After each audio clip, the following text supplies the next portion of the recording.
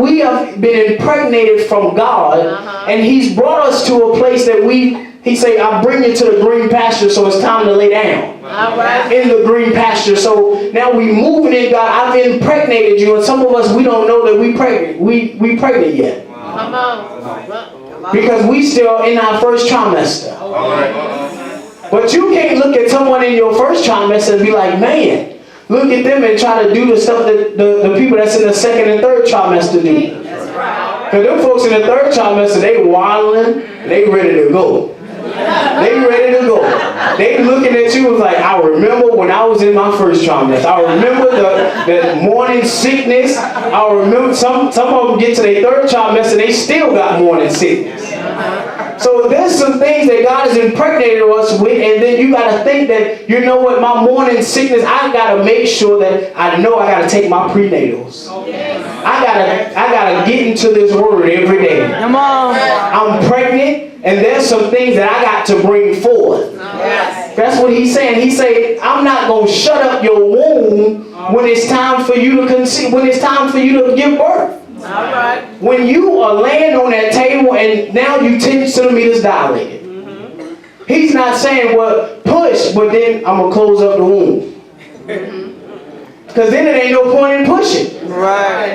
It ain't no point in pushing. Some of us are close. We at 8 centimeters dilated and we ready. We ready, but we got to know when you're there. You got to know, you got to come. And I tell God, just use me as a midwife. Let me be the midwife. Let me be the midwife so I bring forth. I help bring forth, and I turn around and I look at the doc. I say, Doc, am I doing the right thing? Okay. That's what the midwife do. They gotta help you if you ain't got nobody there.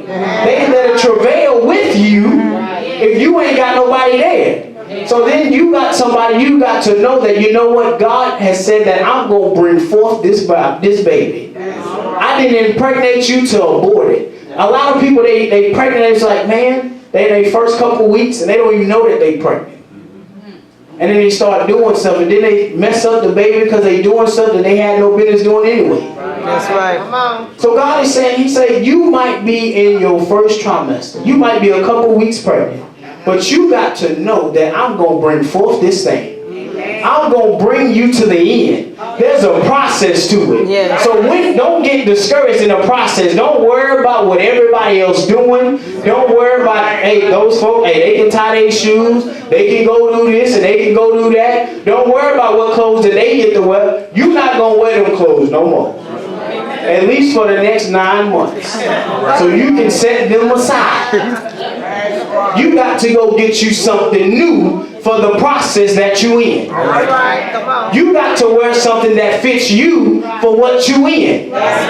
You can't be a size 0 and say that you pregnant. And wear a size 0 clothes because you won't be able to button it up.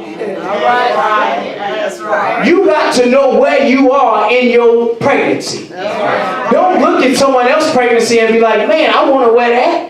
That might not look good on you. That might not be what God has for you to wear. You need to ride your race. Run your race. Stay in your lane. I tell people all the time, it is what you do. What you do in life is going to determine what you get out of it. What you do in life is going to determine what you get out of it. If you don't put nothing into it, don't expect nothing out. Don't expect nothing out. Don't say, well, God, I want you to bless me, but I ain't going to come do nothing for you. I'm not going to worship you. I'm not going to praise you. I don't understand how people, it's like pulling teeth to get people to praise God. I never understood that because He said, let everything that have breath praise ye the Lord. So He didn't say that you had to be saved to praise Him. You just got to have breath to praise Him. The fact that you're able to walk and move and turn your neck, you ought to praise God. I tell folk all the time, it's but God. I tell folk, they say that I wasn't going to make it, but God. God did. Don't get mad at me. God did. Don't get mad at me. I didn't do nothing. I just did what thus said the Lord. God did. That's who you need to get mad at. When you looking at me, you say, man, why he wearing that? Boy, he look good. Don't worry about what I'm doing. God did it. Man, he preaching. No, I'm not doing anything. God did it.